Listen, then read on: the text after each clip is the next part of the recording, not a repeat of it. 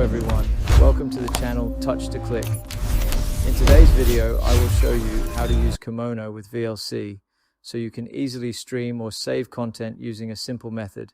Now let's get started. Step 1. Find and copy an M3U8 link related to the Kemono content you want to play. This link is the streaming source that allows media players to access the video or audio directly. Step 2. Open VLC Media Player on your computer. This is a free and powerful media player that supports network streams and many file formats. Step 3. Click on Media in the top left corner. This menu contains options for opening files, disks, and network streams.